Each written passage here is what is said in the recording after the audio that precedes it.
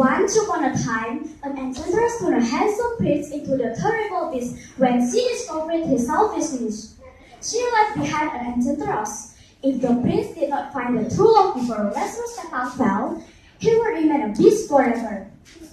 In a village nearby, Belle lived with her father. More than anything, she wanted an adventure like those she read about in her beloved books. Gaston wanted to marry Belle, but she refused.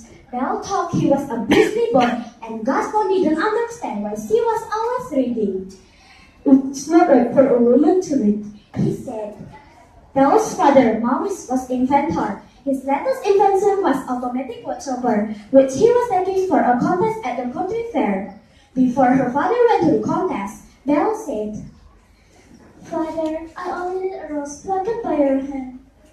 On his way to the fair, Maurice got lost in the woods. A pack of wolves chased him into the gates of the nearby castle. He saw a beautiful rose bush glowing in the lawn and remembered Belle's gift. He plucked a red rose from the bush. Suddenly, a fear-looking beast sprang out of the bush. With her mercy, he locked his unwanted visitor in the dungeon. When her father's horse came home alone, Belle went in search of her father and found him locked up. Belle begged the beast for Maurice's widow. "Take me instead," she offered. The beast agreed and making her promise to stay in the castle forever. On her first night, Belle met the castle servants. The spell cast by the enchantress has turned them into the enchanted objects. They were funny, friendly, and treated Belle like a special guest. At dinner time, Belle refused the beast's invitation to join him, which made him roar with frustration. The beast went anxious to end the spell and felt there was a sign of hope.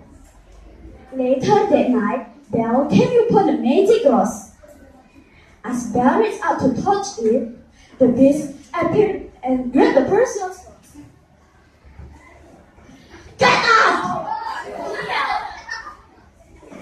Belle fled the castle on her horse, but was attacked by a Samuel that chased her father.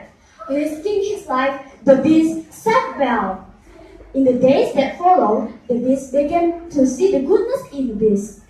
One evening, the beast again invited Belle to dinner. This time, she accepted. After dinner, the beast asked Belle to dance as they whirled around the ballroom.